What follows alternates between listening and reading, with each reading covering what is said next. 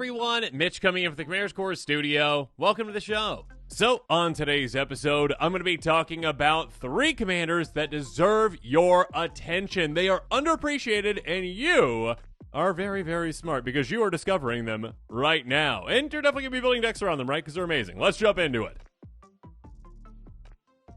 So, first up, we've got Mazzy True Sword Paladin. Now, this one is currently ranked 708 according to EDH Rec, with 2,125 decks to its name. And, yeah, there's a lot of commanders that are more popular than it, but there aren't too many more commanders out there that are more unique than it, especially because, well, this utilizes a type of permanent that typically has a giant downside, and it turns it into a massive upside. So you can utilize some really weird, wonky cards and turn them into powerhouses, and I love commanders like that. A 3/4 Halfling Knight for 4 mana in Naya. Whenever enchanted creature attacks one of your opponents, gets +2/+0 and gains trample till end of turn. But more importantly, whenever an aura you control is put in a graveyard from the battlefield, exile it until the end of your next turn. You may cast that card. So on top of potentially encouraging your opponents to like hit each other, that's quite great, or just like pump your own things and hit your opponents. More importantly, you get to, again, take advantage of the downside of auras in that, oh no, you get 2 for 1 to lot with them. Or, oh no, it just went off that creature. Oh darn, like it hits my graveyard. You get it back. And by doing that, you can get absurd amounts of amazing effects from, well, enchantresses as well as constellation cards, and you can get so much value. This is an enchantress commander that takes things to the next level, and again, it is underappreciated. It is not all that known. Let's talk about the cards that make it amazing. So, first up, ever heard of Briar Shield? No, didn't think so. Enchant creature for a single green mana, ++1. You can also sacrifice it to get +3/+3. So, basically, kind of like a save it giant growth, kind of, essentially. But again, it's a card that sees almost no play. Basically, no play in Commander because it's a garbage card. It's like not good at all. Except with this commander, again, it's amazing because you can sacrifice it, and that's a good thing because, again, it hits your graveyard. You then say, oh, wait, actually, I get to exile it, and I can actually just cast it whenever I want until the end of my next turn, which, again, can trigger a lot of things we'll talk about here in a little bit. Crackling Club being another great one as well. +1/+0, sacrifice it, 1 damage to target creature. Again, an absolute garbage card most of the time. I remember this one from my childhood, and I'm like, what? Why do I use that? That's terrible. What are you doing, Torment? Anyways, an amazing card for this commander, a repeat effect. Maybe the best of these, though, Unbridled Growth. My goodness. Sacrificing for more so a reason. Enchant land, it says enchant land has tap 1 mana any color. Also sacrifice it, draw a card. So you play this on a land. Cool. All right. I played it on the land. All right, I'll sacrifice it. Awesome. Yeah, I'll have it land ahead of time, like tap for mana or whatever it is. Okay, cool. All right, taps for a green. All right, with my green floating, I'll, put this on another land. All right, cool. All right, that land's like a mountain. Doesn't matter, though. I can tap for a green. I sacrifice this. I put this on another land. And then another land. And another land. This is basically, with this commander, just literally these 2 cards together are, hey, how many lands do you have? Basically draw that many cards. Thank you. Absolutely amazing. Next up, Gatherer of Graces. This one actually helps you sacrifice the auras that don't just sacrifice themselves. +1/+1 for each aura attached to it. That's nice. More importantly, though, sacrifice an aura, regenerate this creature. So it protects itself and also, again, allows you to sacrifice auras like it's no one business. Speaking of business, though, Light Pause's business is getting you even more auras. Isn't that nice? 2/2 Fox Advisor.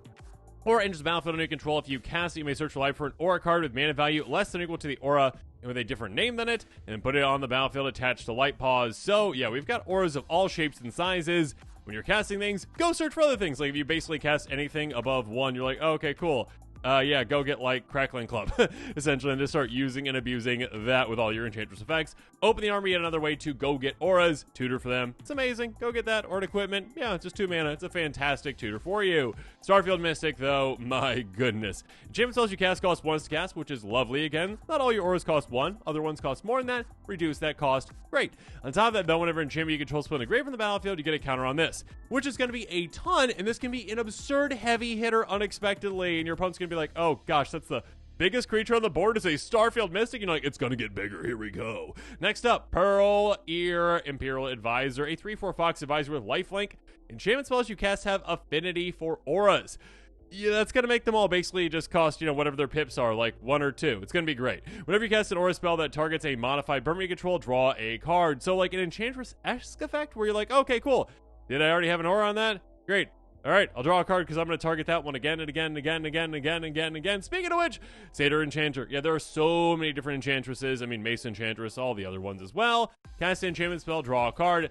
You got a lot of those in play. Congratulations. You just keep utilizing those little sacrificey auras. Have fun with your hand and then some. Siona Captain of the Pile is yet another way to take advantage of, well, auras. First of all, get an aura at the top of your library, potentially. That's lovely. On top of that, though, whenever an aura you come becomes target a creature, you get a 1/1. That's lovely. Attaching a creature, get an aura, you get a 1/1. What's not to love about that? Again, flooding the board in that way. You can also do so, though, with Archon of Sun's Grace. Hey, enchantments on the battlefield under control, constellation, basically. Make some 2/2s of flying that also have lifelink when this is in play as well. Lovely.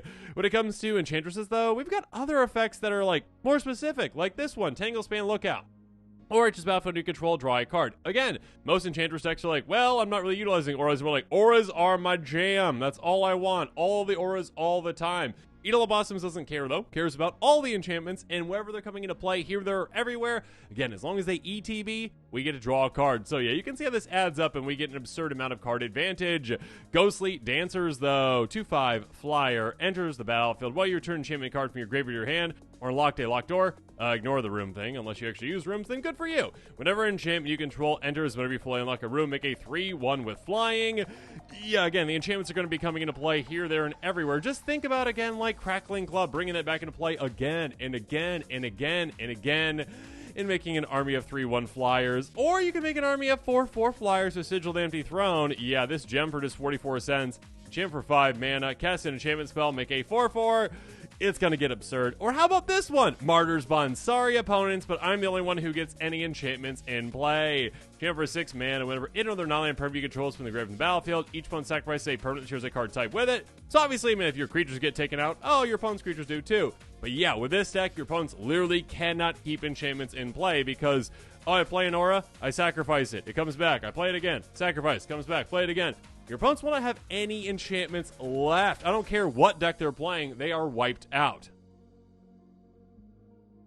Really quick, though, let's move on to some non-budget upgrades to consider for this commander. Birgi, God of Storytelling, 3/3 God for 3 mana in red. Whenever you cast a spell, add red. Until end of turn, you don't lose mana at steps and phase end. Ignore the whole boast thing. The backside of the card is nice, too, but more importantly, again, basically, this is a free ritual effect whenever you're casting a spell. I mean, just think about this plus Crackling Club. Yeah, basically near infinite, not fully infinite. I guess if something's indestructible, then it is infinite. But yeah, being able to just recast again and again and again, triggering those Enchantress effects, the Constellation effects, or just giving you free value, essentially, throughout the game when you're casting your low to the ground, auras, essentially. You don't have to be going infinite. You can just do crazy things with this anyways. Of course, there's better tutors as well. When you up the price tag, Enlightened Tutor, a great one. Go get an artifact or enchantment, obviously. Reveal it, put in your hand. Sorry, not in your hand. On top of your library. It'll be in your hand eventually. It's only 1 mana for this instant speed spell. It's pretty crazy. Of course, speaking of crazy, if you got the budget for it, just, $292 lying around. Sarah's Sanctum, of course. Legendary land. Tap spray white to your mana pool for each enchantment you control. Yeah, we are going to be throwing them in the graveyard quite a bit, but yeah, we can keep some in play for a little bit just to activate this, give us a ton of mana, then maybe sacrifice them and then replay them again and again and again. Okay, so Mazzy is amazing, but let's move on to our next commander that you need to discover, and that is Joyra. And there's a few Joyras out there, of course, some very popular ones, some maybe one that I, built a deck around a long time ago. One of my first episodes on the channel, and I never play it anymore because it has 20-minute turns. This one definitely does that. Does it? Maybe, I don't know. Anyways, rank 709, just one below Mazzy, 2,121 decks to its name, but should be a lot more. This is a very spicy, very unique commander that goes about things in a very cool way. 2/3 Human Artificer for 2 mana, and is it extremely low to the ground. Tap, put 2 Ingenuity counters. It's funny when they name things different, it's not charge, it's Ingenuity. I've got Ingenuity counters. Good for you. All right, on this commander, and then you may put an artifact card with mana value X or less from your hand on the battlefield, where X the number of Ingenuity counters on Joyra. yeah, this helps you out in so many ways. Number one, you're cheating on mana cost. All right, starts off small, right? Okay, tap 2, cheat something to play that's 2 or less, basically. But also on top of that, of course, that does grow. It's not like based on like each turn. If you don't already untap effects, it is, but you're gonna have untap effects, so you can do this so many times in a turn. On top of that, on top of growing, it lets you break timing restrictions. Again, you can activate this whenever you want, and you're not casting the thing, you're just putting it directly from your hand into play. So, yeah, you get to actually just do that. And whenever you want. So again, you can do some really crazy, combat tricks. You can do some really crazy, like, out of nowhere plays. You can do some really crazy, like, oh, wait, I'm just going to wait and see what I need to do before my turn, essentially. So yeah, well, what's going on right here? Okay, I'll do this in a play. Your opponents have less time to react as well. It's an amazing commander, and again, the potential for it is sky high. Okay, now, depending on the build around this one, again, I guess based on, like, the new commander bracket system, it'd probably be in the bracket 4 if you are building it in the way that I might be describing, where you're like, okay, I'm really trying to use and abuse untap effects and probably have a 20-minute turn. Yeah, you kind of need to ask your playgroup ahead of time for that kind of stuff. Usually, you're like, hey, yeah, are you okay with me playing solitaire for a bit? Some groups are. I love watching an eggs deck off. I really do. That being said, some groups aren't. That being said, Quoron Monitor, oh my goodness, enters battlefield, untap target creature or artifact. So, yeah, ETB, and all of a sudden, hey, Joyra, do that again. And of course, there's ways to use and abuse this, ways to get it back to your hand. We'll talk about some of those here in a little bit, but yeah. There's also cards like Marvin, who just says, you know what, I'm a crazy little toy doll thing, and all of a sudden, I'm also basically a copy of your commander. All activated abilities of creatures you control that have the same name as this creature, that don't. So being able to say, okay, I'm also Joyra, and let's do the exact same thing you're doing, quite a fun time. Sting the Glinting Dagger, though. Who knew that Joyra really cared about Lord of the Rings swords? But apparently, Joyra does. +1 in haste. That's nice. Again, we can utilize the ability right away. Most importantly, though, at the beginning of each combat, untap equipped creature. Every single combat. This card is so underplayed when it comes to commanders that have tap abilities that you really want to use and abuse. Because, yeah, it is free untap every single turn. So do so. And all of a sudden be like, okay, yeah, I just get to activate my commander again. Literally with one trip around the table again. Regular activation plus 4 extra activations from this. That is 10 total counters on your commander. There's nothing in your deck that's going to cost more than that, most likely, unless you have Draco, which you do not, most likely. I would think not. But still, it's absolutely crazy. You've cheated so many things into play. Speaking of that, Mirror and Spy. This is where things get really hairy and crazy. 1/3 drone to flying. Whenever you cast an artifact spell, you may untap target creature. Now, that does say cast. It's not on ETBs of artifacts, but yeah, you're still going to be playing artifacts too, especially when you're like, oh, okay, yeah, I'll cast my Soul Ring. I guess I'll untap my commander with that. Okay, I can tap my commander to cheat something else in play. Great, good for me. Also, there are certain things in play that care about, maybe untapping artifacts. We'll talk about this here in a little bit, but Liquid Wild Torque, a great artifact to do so. We can either tap it for mana or tap and target non-land permanent. It becomes an artifact. So, Joyra, you always want to be an artifact, right? You love artifacts. Great. So, all of a sudden, we can utilize untap effects like, Clock of Omens on our commander. Tap 2 untapped artifacts you control, untap target artifact. So, being able to say, hey, okay, Jory, you cheated something to play. Great. All right, I've got another artifact around. All right, tap these 2, untap my commander, cheat something else into play. You're basically adding in like half the amount of untap that you need every single time you tap your commander, unless maybe even you play like a Mirror Battlesphere with it, and all of a sudden you have so many more things to untap. Great. Sculpting Steel, though. This can be anything. Enter the battlefield as a copy of any artifact on the battlefield. Might be one of yours, might be an opponent's, but again, whatever you need it to be, it can be something absolutely amazing. Unctus, speaking of amazing, other blue creatures you control have, whenever this creature comes tapped, draw a card, discard a card. That is huge. Being able to say, you know what, hey, every single time I tap my commander, I can just all of a sudden be like, oh, okay, cool, I just get to loot for free and dig through my deck. Absolutely amazing. The Zero Tumbling Sands repeat untap effects can of course be great for our commander as well. Just simply tap to untap no target permanent, or we can cycle it away to do the exact same thing. And again, the whole building the deck in like a stormy way. Ancestral Statue might get you there. Enters the battlefield, return a non-land permanent you control to its owner's hand. So yeah, if we've got some kind of comes into play, tap it right away, kept putting an artifact into play, get the untap effects. You can go crazy with this because obviously if you get the cost reduced or if your commander can get untapped every single time it comes in play somehow, then yeah, you can play this as many times as you want, essentially, and get as many counters on your commander as you want when it's tapping to do so. Encroaching Mycosynth, non-land permanents you control are artifacts just other types. The same is true for permanent spells you control, non-land permanents you own that are on the battlefield. Basically, everything's an artifact, and all of a sudden, again, your commander is. So Clock of Omens is activated, and also you can cheat to play things that are usually not artifacts as well with your commander, so have fun with that. Now when it comes to some non-budget upgrades for this commander to consider, Battle Mage's Bracers. Equipment for 3 mana in red. Equipped creature has haste. Whenever an ability of equipped creature is activated, if it isn't a mana ability, which our commanders isn't, even though it cheats on mana, you can pay 1. If you do, copy the ability. Choose your targets for the copy. So, yeah, giving our commander haste is already a great thing, obviously, being able to activate right away. That being said, just pay a single mana to cheat something massive into play? Yes, please. Absolutely. Thank you. Speaking of massive, the price tag on this. My gosh. Simulacrum Synthesizer is nearly $60. Who knew? Artifact for 3 mana in blue, enters the battlefield, scry 2. Another artifact with mana value 3 or greater enters the battlefield under control, make a 0/0 construct that gets bigger based on your artifacts. Yeah, again, keep in mind that does say artifact enters, not cast. So yes, every single time we cheat something to play that's decently large/big, yeah, we're going to be making an army in absolutely no time. Just think about that, plus Clock of Omens, plus, ways to make your commander an artifact. Have fun with that. 1,000-Year Elixir, a great card for basically any commander that has a tap ability. You can basically tap any creatures that have activated abilities right away as though they had haste. You're not attacking with them, you're just tapping them. That's great, but also on top of that, pay 1 tap, untap target creature. Again, well worth it. Then we've got Unwinding Clock again. Untap all of our artifacts during each of the player's untap step. That's great for all of them, and of course, in combination with certain things that maybe turn our commander an artifact, you get to untap that as well. Darksteel Forge, again, when you're just actually cheating on timing restriction, you can do some pretty crazy things. Again, someone's like, okay, this is getting pretty crazy over here.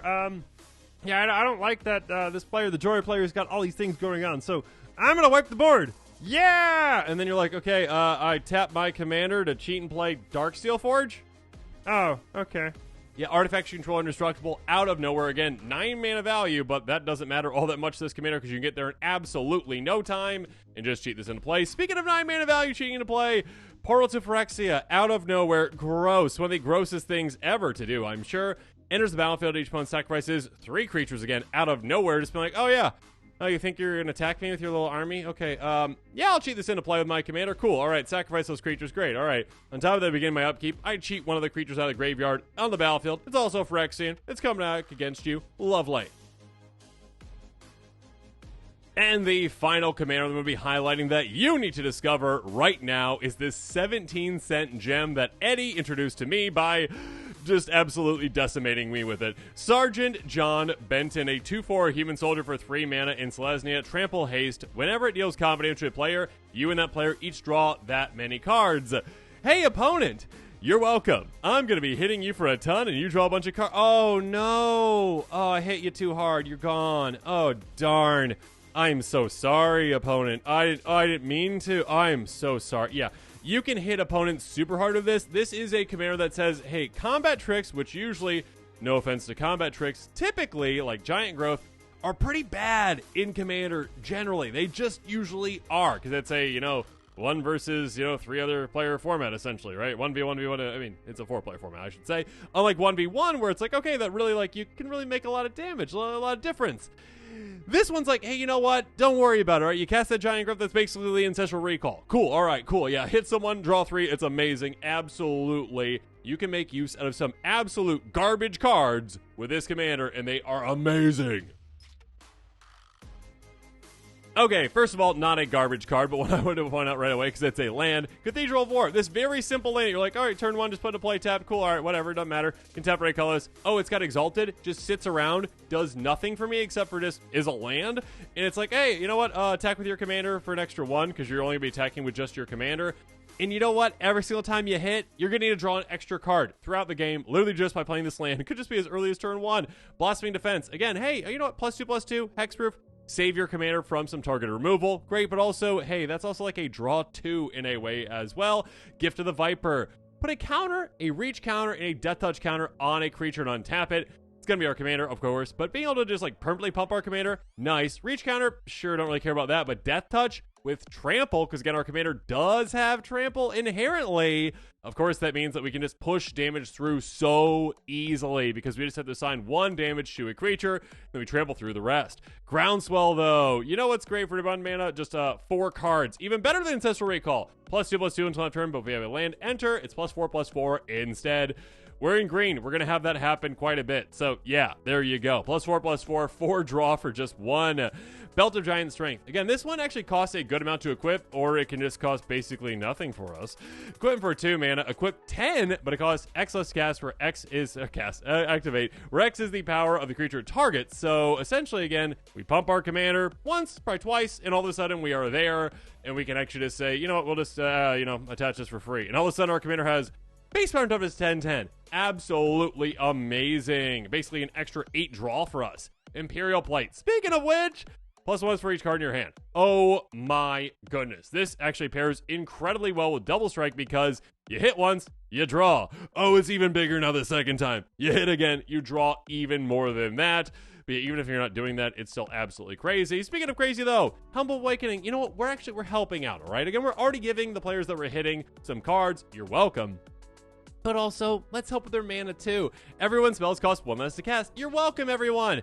Oh, that helps us as well? Yeah, just a little bit. And also, by the way, now all of a sudden we're casting spell for spell after spell. We're filling our hands so much, and then we can cast even more spells and get even more things. It's absolutely amazing. Sure, we're helping our opponents, but we're going to help ourselves even more. Nostalgic Dreams. You know those cards that you have? Make the most of them. You can discard any number of those cards with this, and then bring back any number of cards from your graveyard. I mean, not any many, but the same amount, essentially. And then exile this from the game. So it's like, okay, yeah, some of these cards are pretty garbage. A couple lands I don't need or whatever. Discard those, get my best cards back in my hand, and do some more great things. Like Ramperu, why not? Target creature control deals damage equal to its power to target creature you don't control. Creature you control has trample, excess damage is dealt to the creature's controller instead. Basically, like a massive burn spell and also like removal spell all in one for this. So being able to say, hey, commander, yeah, take out that creature for me and also like burn them in the face while you're also going to be swinging through. Fun times to be had. Speaking of which, very simple, very effective Thought Vessel. Now just $1 for this version, apparently. Artifact for 2. No max hand size. Yeah, you're going to want no max hand size with this commander because you have such a large hand. It's going to be absurd. It's going to be one of those games where you're just, all right, you're doing something? All right, give me a minute. I got to look through my 40 cards. Do I have a response? Wait. No, wait. But yes, I do. Never mind. I've got 40 cards. Of course, I've got a response. Duelist Heritage. Yeah, we talked about Double Strike. Absolutely incredible with this commander.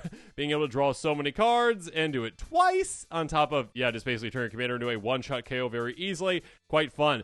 Invigorate. So much fun in Commander. If you control a forest, you can have opponent gain 3 life instead. You're like, okay, cool. Yeah, I won't pay 3 mana for this. Hey, opponent, have 3 life. And they're like, thanks, I guess.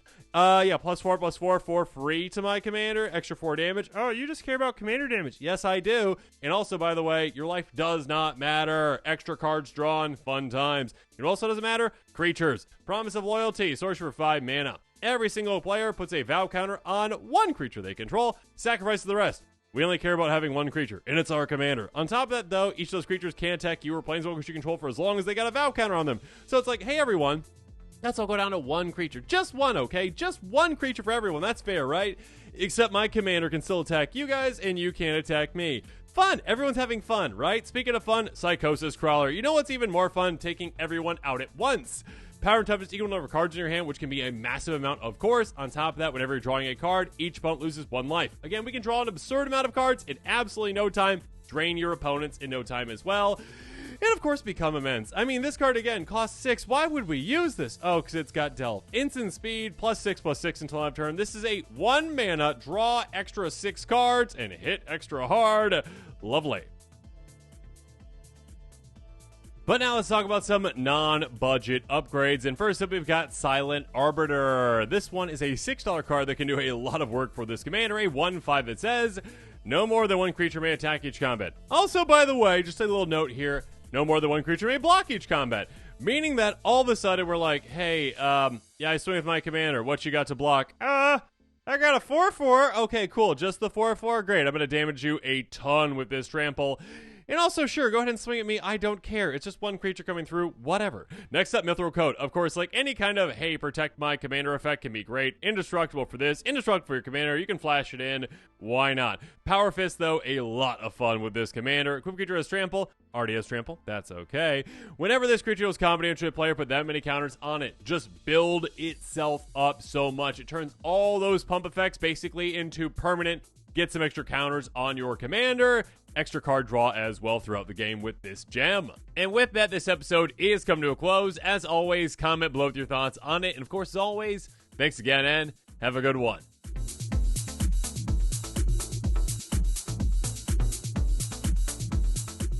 This show and episodes like this one are possible thanks to viewers like you. If you're looking for an easy way to help support this show, make sure that you like, share, and subscribe. Also, hit that bell notification icon so you don't miss any new episodes. You can also go check out our playmats and other merchandise at thecommandersquarters.com. Another easy way to support this show is with our TCG Player affiliate links. So whether you're buying a deck or individual cards, you can use this general link right here or one in the description. And the final way that you can support this show is by supporting us directly by becoming a patron. There are many benefits to being a patron, and I truly couldn't do this without all of their support.